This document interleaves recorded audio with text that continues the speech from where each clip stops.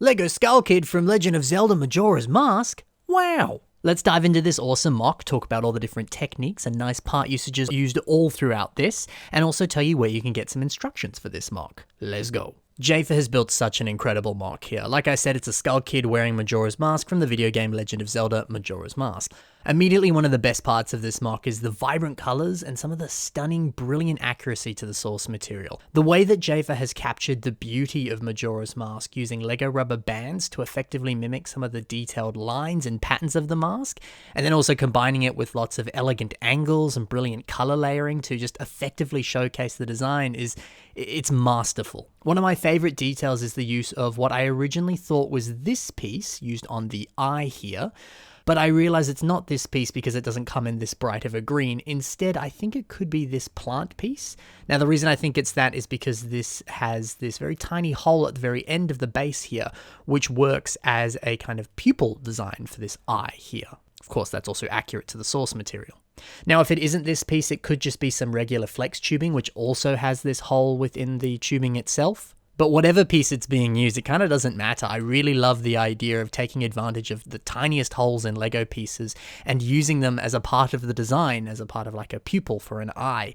That's just genius. Some other awesome part usages on this MOC include the lime Lego flipper pieces used to mimic the pants on the source material of this character. It's always nice to see how repeating one piece over and over again can achieve such a brilliant and accurate texture. And on the subject of textures, we can see that this lime bush piece is being used on the arm, and that's another great way of illustrating a very similar texture.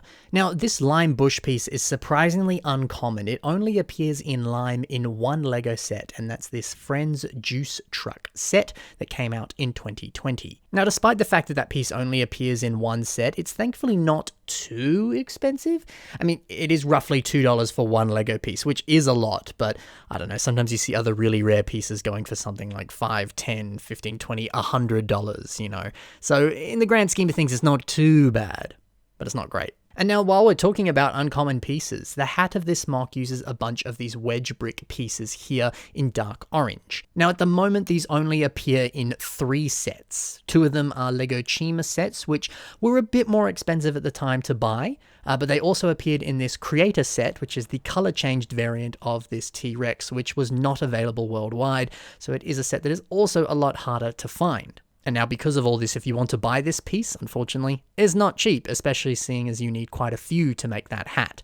Now, Jafer was talking to me about this when we were hanging out together at Brickvention and discussing this MOC, and he said he had no idea how uncommon that piece was, and when he built instructions for this MOC, he had no idea of how uncommon it was, and he felt a little bit bad because he's like, it's a shame that when people buy this, they then have to go buy a bunch of these pieces, which are not as easy to come by. But I think there's still a good lesson in all of that. If you are building something with the intent of making instructions and maybe even like selling those instructions or something, keep in mind and maybe do a little bit of research on the pieces that you use, because you hate to end up in a similar situation that makes instructions a little bit harder for some people to do. Not impossible by any means, but just there's another hurdle there.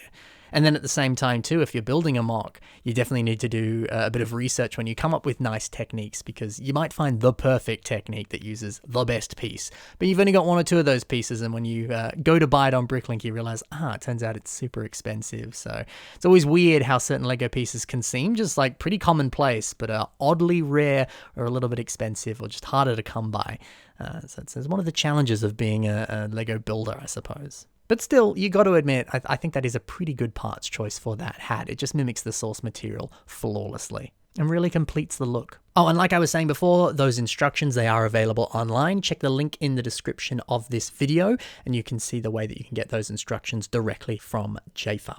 Now, all in all, this is a lovely MOC. It's great to see something that's so full of character and so full of life. The fact that the arms and other parts of the body use prefab limbs with a little bit less armor over the joints just has a lot more room for it to pose, since nothing's really getting in the way and blocking the joints from moving. So if you're looking for a MOC that's a little bit more posable, approaching something similar to that is a good way of doing it. Plus, I think there's always something so unique and fun about MOCs that can pose and move a whole bunch. I mean, some of these images here where he's in some funky fun poses, it just brings so much life to this MOCs and just makes it very special. So hopefully you enjoyed studying some of the techniques of this build and really diving into some of the other fun things about this. Jafer really did a good job with this, and it was amazing to see this in person at Brickvention. Now be sure to check out his other MOCs. I'll have a link to his Flickr in the description below. He has instructions for a bunch of his other MOCs, and there's actually instructions for MOCs that he's making right now. So more is on the way. So check that out and see if it's worth supporting some of his stuff and purchasing some of those instructions so you can build some of his incredible MOCs yourself. Thank you very much for watching. I hope you enjoyed. Happy building, and bye for now.